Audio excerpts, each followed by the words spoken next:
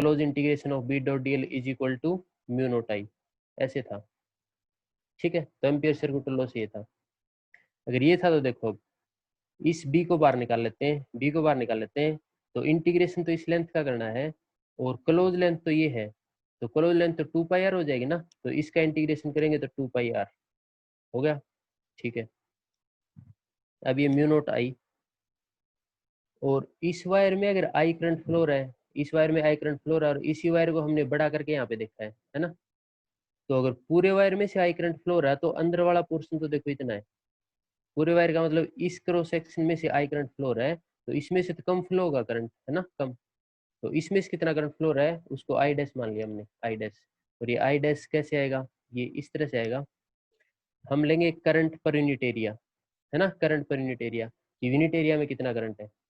अगर इस कंडक्टर में करंट फ्लो रहा है तो इसका एक क्रॉस सेक्शन आगे से ए है ना, तो यूनिट एरिया में इतना करंट है, तो इतने एरिया में तो ज्यादा होगा, और इतने एरिया में ज्यादा होगा तो इस एरिया से मल्टीप्लाई कर दो, तो ये करंट, और पूरे वायर में करंट आई, और पूरे वायर का ये एरिया है, ये ए है, तो इस एरिया को हम यहाँ से देखेंगे तो पाई आर स्क्वायर बन गया, पाई आर स्क्वायर। तो ये है current per unit area, unit area का इतना करंट है, तो इतने एरिया में तो ज्यादा होगा, और इतना एरिया में ज्यादा होगा, तो इतने एरिया की से मल्टीप्लाई कर दो, तो इतने एरिया की से मल्टीप्लाई कर देते हैं, तो ये तो कितना है पाई आर स्क्वायर, और इस एरिया की मल्टीप्लाई कर देते हैं, ये एरिया है पाई आर स्क्वायर, है ना, ये स्मॉल आर है रेडियस, तो पाई आर स्क्वायर इतना होगा।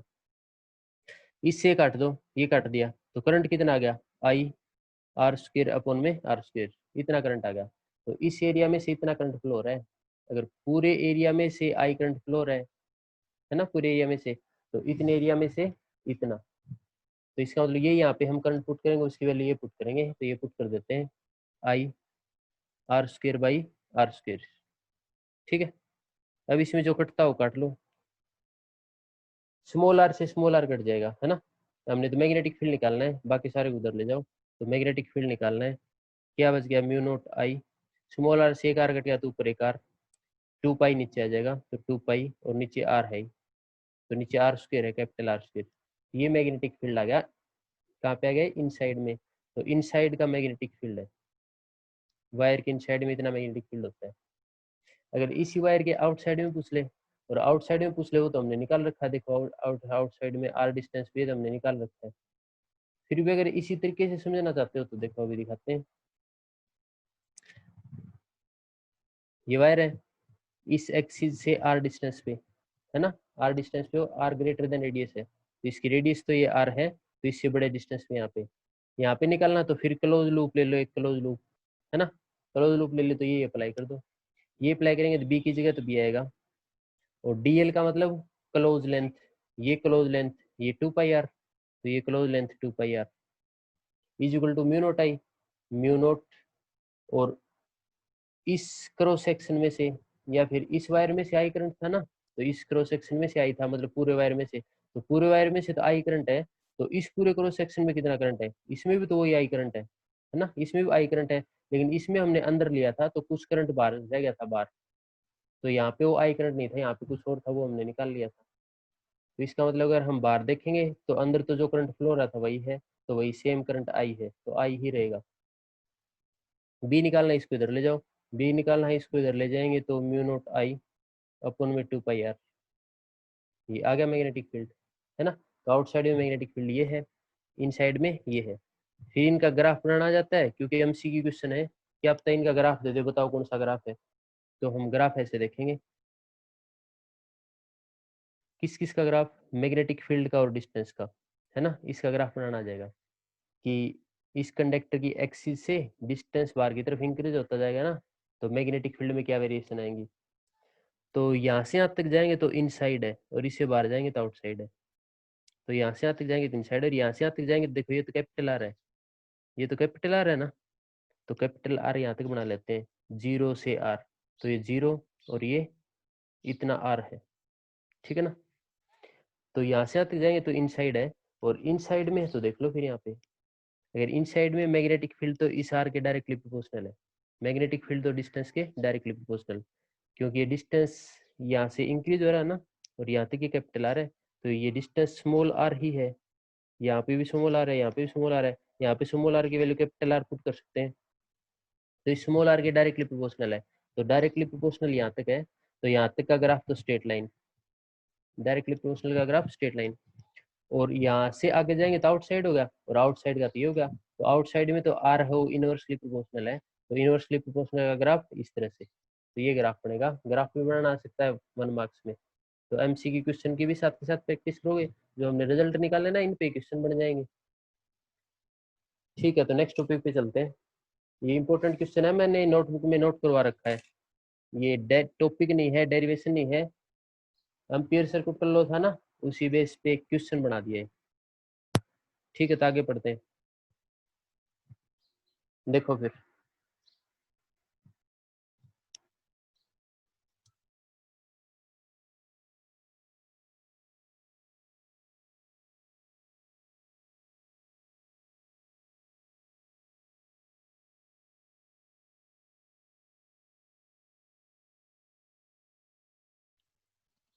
कितना लगेगा, QEB sin थीटा, इतना फोर्स लगेगा। ठीक है, चलो तो फिर अच्छी तरह पढ़ते हैं।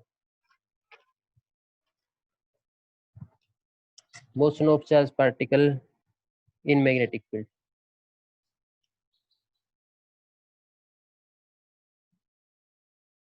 Motion of charge particle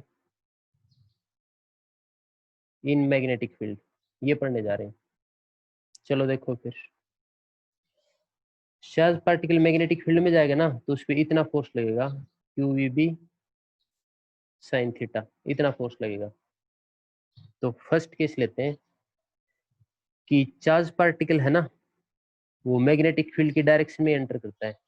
charge particle की डायरेक्शन भी ये है और मैग्नेटिक फील्ड की डायरेक्शन भी ये है, तो चार्ज पार्टिकल हो मैग्नेटिक फील्ड की डायरेक्शन में एंटर करता है, तो चार्ज पार्टिकल इस डायरेक्शन में मूव कर रहा है, तो वेलोसिटी की डायरेक्शन ये है, तो वेलोसिटी की डायरेक्शन ये है, चार्ज पार्टिकल की डायरेक्शन भी यही है, मैग्नेटिक फील्ड इस डायरेक्शन में, तो वेलोसिटी और मैग्नेटिक फील्ड के बीच में एंगल तो जीरो होगा, दोनों सेम डायरेक्शन में, तो ये एंगल है, ये वेलोसिटी और मैग्नेटिक फील्ड के बीच का है, ये एंगल तो जीरो होगा, और ये एंगल जीरो होगा, साइन जीरो तो जीरो होता है, साइन जीरो तो जीरो, तो इस फोर्स की वैल्यू, इस फोर्स की वैल्यू यहाँ पे जीरो आ गई।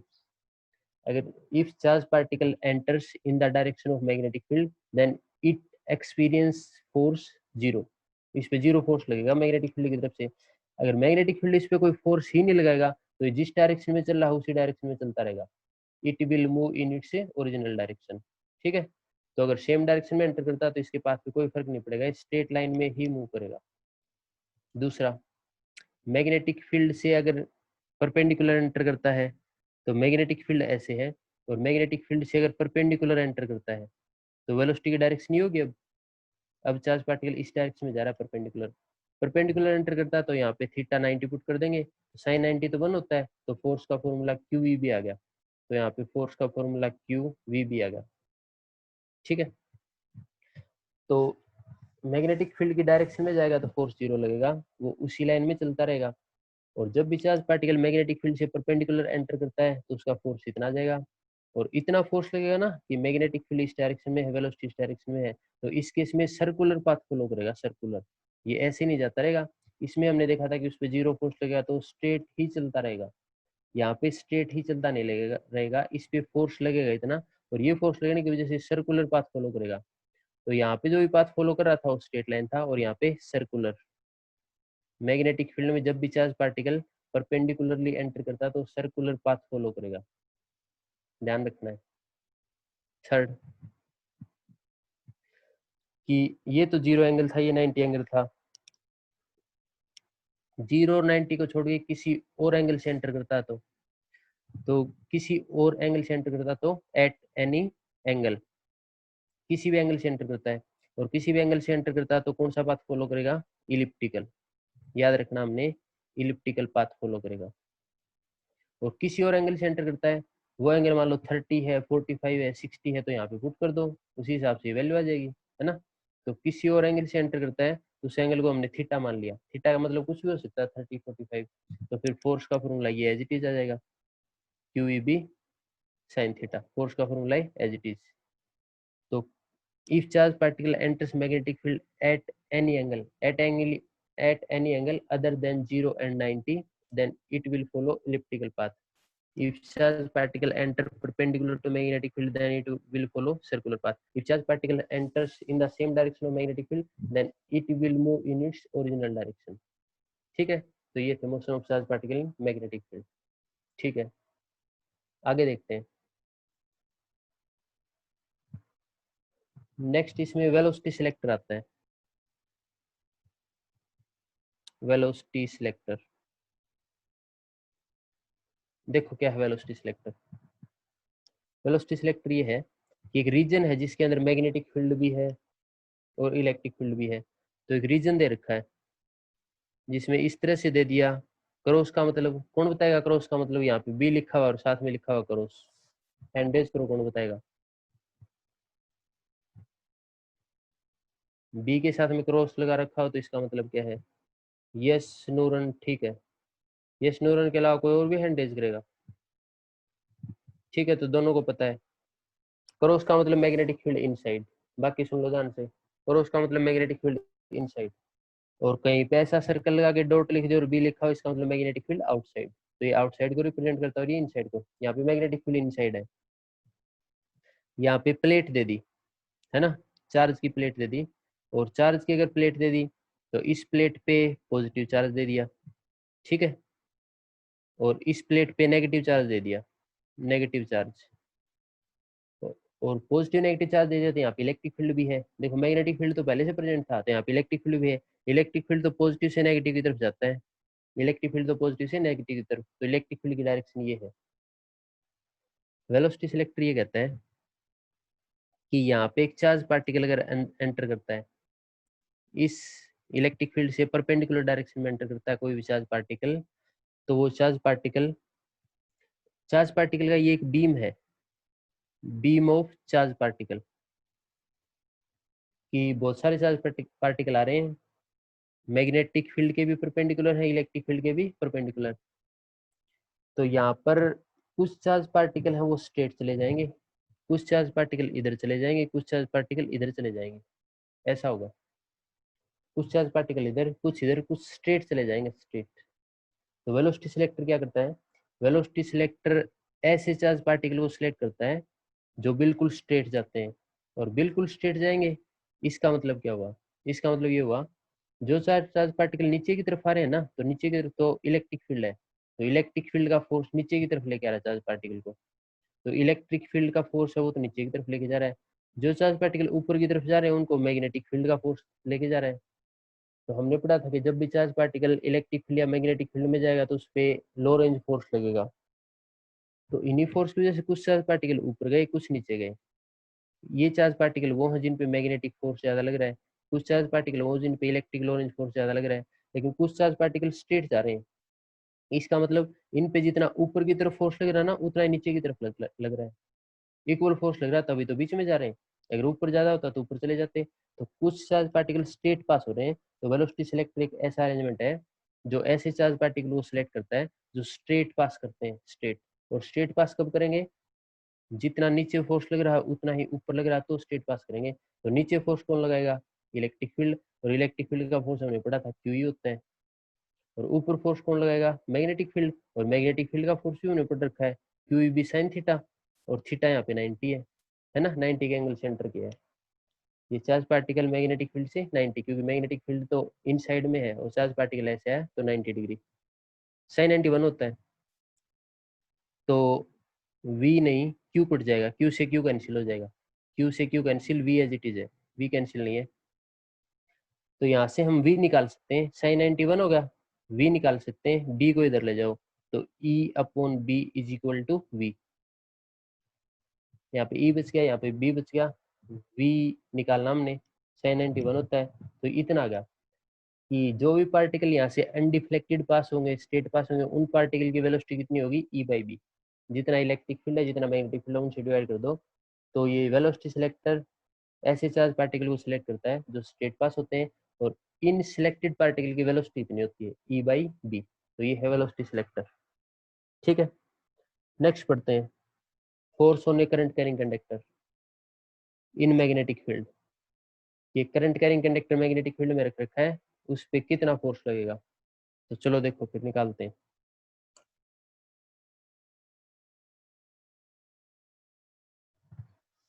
हम निकालने जा रहे हैं force on a current carrying conductor.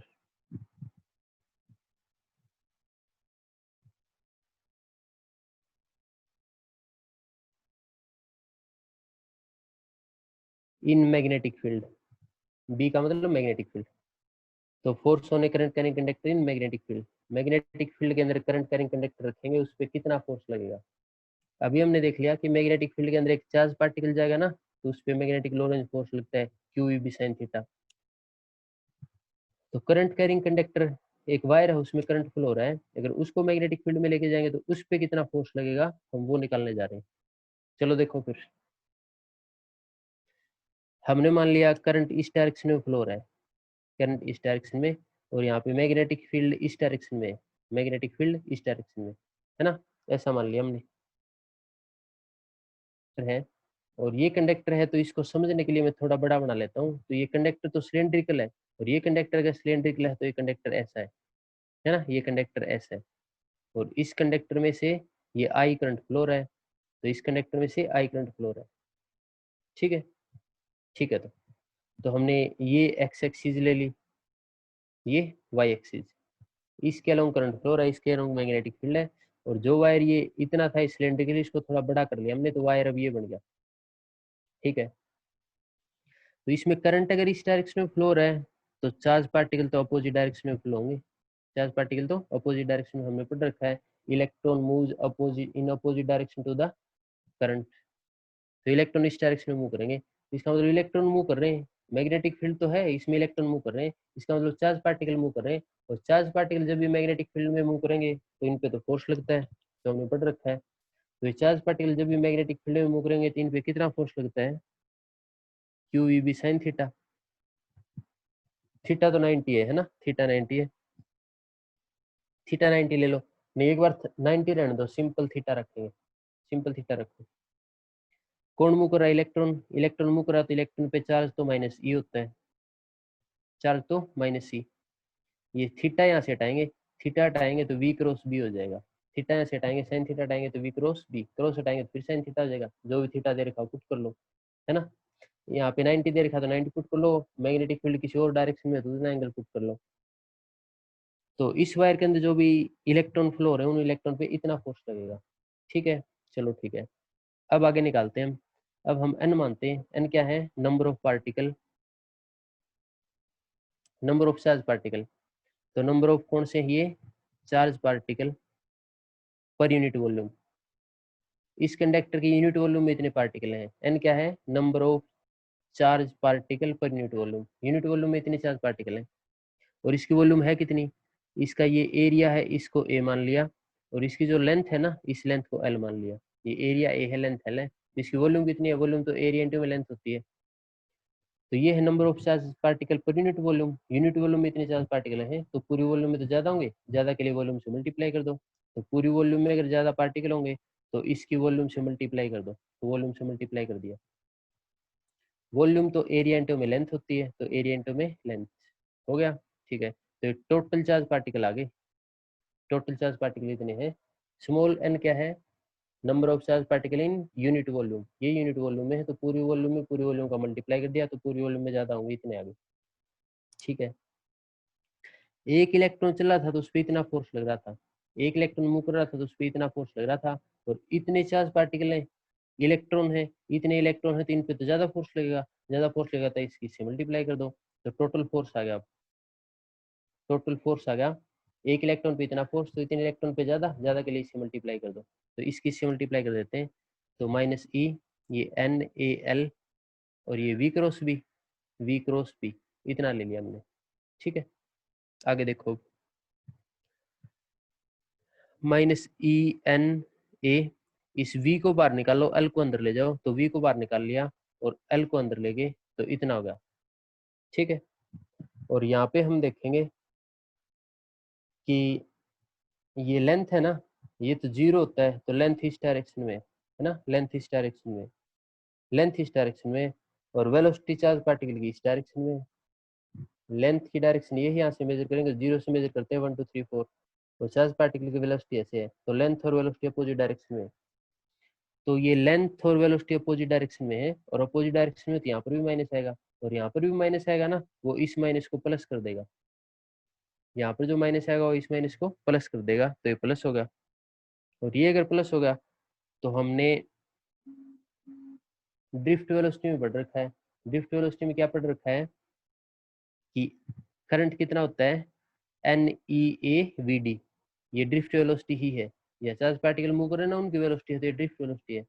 तो इस एन ई ए वी की जगह हम करंट लिख सकते हैं, तो करंट लिख दिया, और आगे क्या बच गया, L cross B, L cross B. तो हमने क्या निकाल दिया, टोटल फोर्स।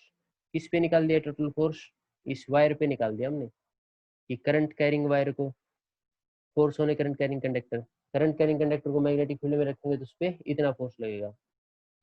अब ये एंगल जो भी है ये क्रॉस हटाएंगे, साइन थीटा आ जाएगा, तो एंगल है वो यहाँ पे पुट कर सकते हैं। तो आई की जगह आई, एल बी, क्रॉस हटाएंगे तो साइन थीटा। तो लेंथ और मैग्नेटिक फील्ड में जो भी एंगल है इनके बीच में, वो यहाँ पे पुट कर सकते हैं। तो ये आ गया force on a current carrying conductor.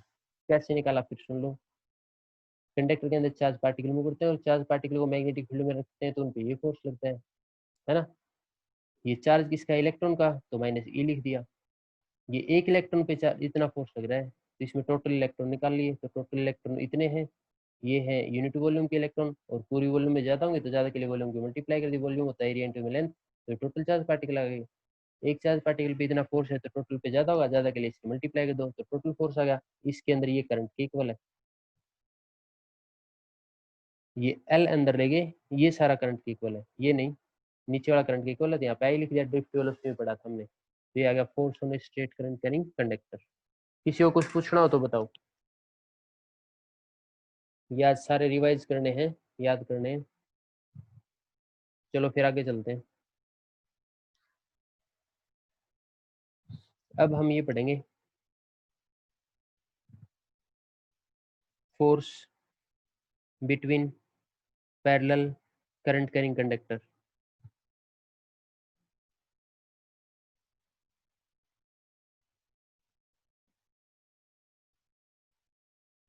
Force between parallel current carrying conductor. तो देखो फिर, ये हो गए पैरेलल करंट कैरिंग कंडक्टर, है ना। इनमें अगर सेम डायरेक्शन में करंट फ्लो हो रहा है ना, इसमें आई वन मान लो, इसमें आई टू, अगर सेम डायरेक्शन में करंट फ्लो हो रहा है तो एक्सपेरिमेंट करके देखेगा। उस एक्सपेरिमेंट में ये पता चला कि सेम डायरेक्शन में अगर करंट फ्लो हो रहा है तो इन दोनों के बीच में अट्रैक्शन होगा, ऐसा एक्सपेरिमेंट में देखा गया। तो कहीं पर भी ये पूछे कि parallel current carrying wire attract करेंगे या रिपेल करेंगे, तो सेम डायरेक्शन में करंट फ्लो हो रहा है तो अट्रैक्ट करेंगे। अगर अपोजिट डायरेक्शन में करंट फ्लो हो रहा है तो देखो यहाँ पे इन दोनों के अपोजिट डायरेक्शन में है, अगर हम इन दोनों को देखेंगे तो पैरेलल करंट कैरिंग वायर है, तो इन दोनों के बीच में अपोजिट करंट है, तो ये दोनों रिपेल करेंगे। अपोजिट डायरेक्शन में करंट फ्लो रहा है तो ये दोनों रिपेल करेंगे, तो यहाँ पे रिपल्सन का फोर्स लग रहा है और यहाँ पे अट्रैक्शन का। ठीक है ना। ठीक है, तो ये तो जनरल आइडिया हो गया। अब कितना फोर्स लग रहा है वो फोर्स निकालेंगे, कितना फोर्स लग रहा है वो फोर्स निकालेंगे। चलो देख लेते हैं फिर। 3 मिनट और रहते हैं, उसके बाद सभी ज्वाइन कर जाएंगे दोबारा। चलो तो देखो, ये करंट कैरिंग वायर है, इसको छोड़ देते हैं, है ना, दो दो लेने हैं, ये समझाने के लिए बना दिया था, दो ले लिए वायर। तो ये करंट कैरिंग वायर है, स्ट्रेट है, तो इसकी वजह से मैग्नेटिक फील्ड तो सर्कुलर होगा इसके चारों तरफ, है ना। इस वायर की वजह से मैग्नेटिक फील्ड तो सर्कुलर होगा चारों तरफ। करंट ऊपर की तरफ जा रहा है, करंट ऊपर की तरफ जा रहा है, तो मैग्नेटिक फील्ड की डायरेक्शन ये है, राइट हैंड थंब रूल से लेंगे। तो यहाँ पे मैग्नेटिक फील्ड की डायरेक्शन ये है, यहाँ पे मैग्नेटिक फील्ड की डायरेक्शन ये, इस डायरेक्शन में मैग्नेटिक फील्ड। ठीक है, तो इस वायर पे फोर्स देख लेते हैं कितना है। और इस वायर पे फोर्स देखेंगे ना, तो ये करंट कैरिंग वायर है, और इस वायर का यहाँ पे मैग्नेटिक फील्ड भी है, तो ये current carrying wire magnetic field में रखा है। और हमने अभी पढ़ा है कि कोई भी current carrying wire magnetic field में अगर रखा है ना, तो उस पर इतना फोर्स लगता है, I L B sine theta, I L B sine theta. तो ये करंट कैरिंग वायर है, और इस वायर का यहाँ पे मैग्नेटिक फील्ड है, तो ये current carrying wire magnetic field में रखा है, और current carrying wire magnetic field में रखा है, तो इस पे फोर्स लगेगा I L B sine theta. ठीक है ना, अभी पढ़ा हमने। सेकंड वायर पे फोर्स देखने, तो सेकंड वायर पे फोर्स F2। सेकंड वायर पे फोर्स देखेंगे तो सेकंड वायर का करंट, तो सेकंड वायर का करंट, सेकंड वायर की ही लेंथ, तो लेंथ दोनों की बराबर है, सेकंड वायर की लेंथ। और मैग्नेटिक फील्ड तो देखो फर्स्ट वायर का है, मैग्नेटिक फील्ड तो फर्स्ट वायर का है, इसका मैग्नेटिक फील्ड इस पे गया है, तो मैग्नेटिक फील्ड तो B1 है, तो ये मैग्नेटिक फील्ड है फर्स्ट वायर का, बस ये ध्यान रखना है। यहाँ पे फोर्स लग रहा तो इसमें ये खुद का करंट कैरिंग वायर है, लेकिन मैग्नेटिक फील्ड में रखा तो मैग्नेटिक फील्ड तो यहाँ पे दूसरे का है, तो यहाँ पे B1 आएगा। तो ILB sin थीटा, ये I की जगह I2 और B की जगह B1। ठीक है, आगे देखो, यहाँ पे डिस्टेंस R है, इस वायर की वजह से यहाँ पे मैग्नेटिक फील्ड निकालेंगे, और स्ट्रेट वायर की वजह से मैग्नेटिक फील्ड हमने पहले सोल्व कर रखा है, म्यू नोट I अपन में 2πr, म्यू नोट I अपन में 2πr स्ट्रेट वायर की वजह से, तो इसकी वजह से यहाँ पे मैग्नेटिक फील्ड, इसकी वजह से इस पे मैग्नेटिक फील्ड, तो करंट कितना है I1, तो ये करंट I1 है, ठीक है ना, I1, तो म्यू नोट I1 अपन में 2πr, ये मैग्नेटिक फील्ड फर्स्ट वायर का इस पे है, तो फर्स्ट वायर का मैग्नेटिक फील्ड है, ये वैल्यू यहाँ पे पुट कर दो, तो ये वैल्यू यहाँ पे पुट कर देते हैं, चलो करो फिर, I2L और B1 की वैल्यू सारी पुट कर लो, म्यू नोट I1 है ना, म्यू नोट I1 अपन में 2πr, लेंथ और मैग्नेटिक फील्ड के बीच में एंगल कितना है, देखो लेंथ तो ये है और मैग्नेटिक फील्ड इस डायरेक्शन में, तो ये वायर ऐसे खड़ा है एक्चुअल में ऐसे, और मैग्नेटिक फील्ड इस डायरेक्शन में, तो परपेंडिकुलर है इसके, परपेंडिकुलर है ना, मैग्नेटिक फील्ड इस डायरेक्शन में, तो ये परपेंडिकुलर है, तो ये sin 90 और sin 90 होता है 1, तो इसको लिखने की जरूरत नहीं है, तो इतना आ गया फोर्स, कितना है फोर्स, म्यू नोट को पहले लिख लो, फिर I1 लिख लो,